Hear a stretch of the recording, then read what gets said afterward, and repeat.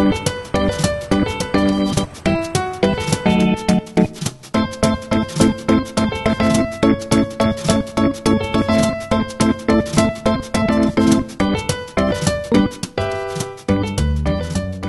tal amigos? ¿Cómo les va? Les doy la bienvenida a una nueva escala clásica. Nos encontramos obviamente en la muestra autoclásica que en este año 2016 una de las cosas que está festejando son los 50 años del Torino.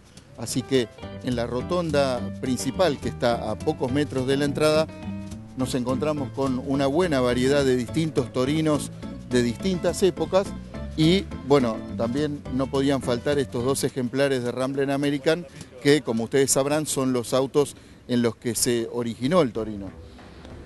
Según cuenta la leyenda, algunos dicen que sí, otros dicen que no, cuando ICA arma el convenio con American Motors Corporation para empezar a vender los distintos productos Rambler en nuestro país, empieza a ofrecer modelos, digamos, full size, modelos bastante más grandes que lo que es un Rambler American, que era un modelo mediano para Estados Unidos, si bien acá era un auto grande. Al necesitar un modelo de corte deportivo, salen a buscar otro modelo y lo que encuentran es este vehículo, el Rambler American, que en Estados Unidos se fabricaba con 4 carrocerías distintas. 4 puertas, coupé, coupé hardtop y convertible. De esas 4 carrocerías se eligen 2, el sedán de 4 puertas y la coupé hardtop o coupé sin parante, para modificar, hacer una adaptación al gusto argentino que empezaba a mutar desde la inclinación por el vehículo americano hacia la inclinación por el vehículo europeo.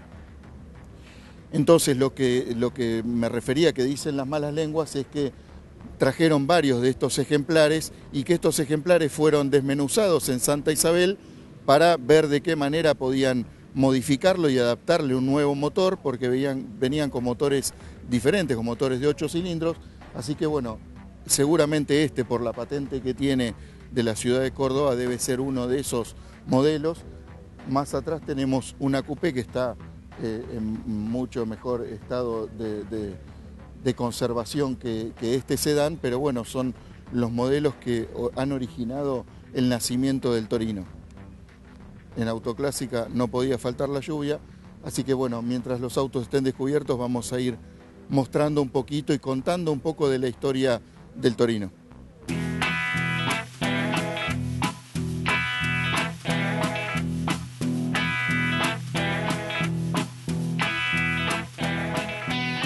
Bueno, allá por 1965 ya se empezó a trabajar en una adaptación del Rambler American para terminar convirtiéndolo en el Torino. Para esto intervino Juan Manuel Fangio y su relación con el estudio de Battista Pininfarina, obviamente más conocido como Pininfarina, hizo una adaptación de ese Rambler American para convertirlo en un auto típicamente americano a algo más europeo, que era lo que quería el comprador argentino para ese momento.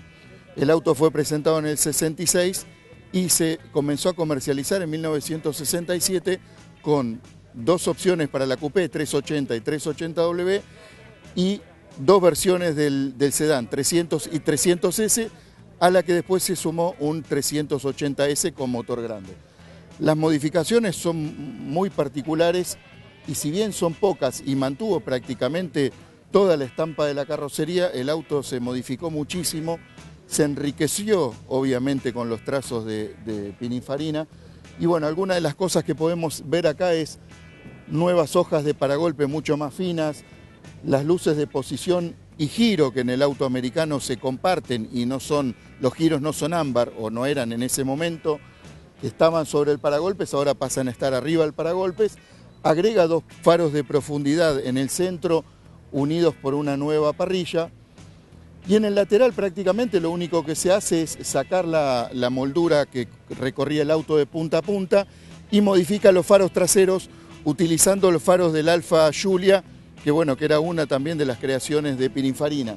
Con esas pocas modificaciones, más lo que modificó del interior, el auto terminó realmente siendo un auto muy exitoso, es lo que conocimos como Torino, y tuvo una vida muy duradera, muy fructífera, de 15 años, y bueno, pasados 50, hoy se lo sigue recordando.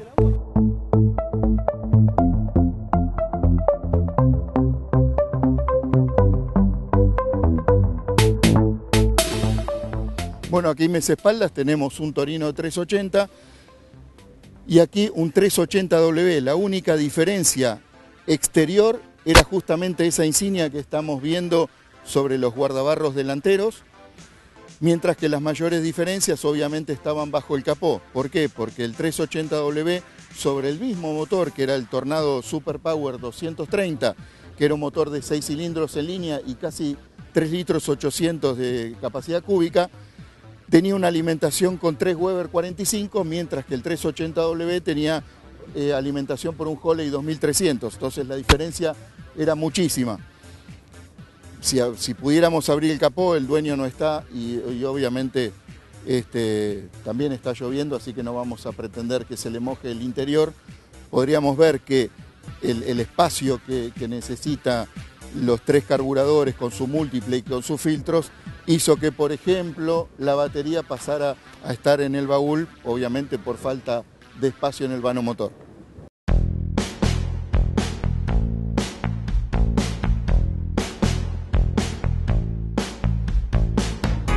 Para 1970 el Torino recibía su primer restyling y acá vemos justamente entre estos dos autos tenemos las dos trompas, la trompa original y la trompa modificada, donde con una moldura cromada se trataba de unificar los 4 faros y la parrilla, dándole un efecto de profundidad con una máscara negra por el fondo, lo que lo hacía aún más deportivo y un poco más europeo que el primer Torino. Bueno, este modelo pasó a llamarse TS, que era, digamos, la correlación con el 380, mientras que el GS era la correlación del 380W. En este caso es un auto que nosotros ya hemos utilizado para filmar cuando la gente del canal Turbo de Francia nos pidió conseguir un Torino emblemático, le conseguimos esta GS, que también se diferenciaba del modelo TS. La única diferencia exterior que tenía era que el TS tenía una llanta de chapa con taza, mientras que el GS ya calzaba las llantas Proto, que se hicieron famosísimas, que son con centro de aleación y el aro cromado de metal. Estéticamente, con respecto a la TS, que también mantenía la diferencia mecánica, eran exactamente lo mismo. Allá, por ejemplo, aquel blanco que tenemos atrás es una TS, pero de la segunda generación. En 1973 hubo cambios importantes, principalmente en la mecánica. El motor Tornado Super Power 230 dejó de existir, que era el que tenía 4 bancadas, y pasó a dar cabida al motor Torino 233, que tenía 7 bancadas o 7 apoyos de cigüeñal.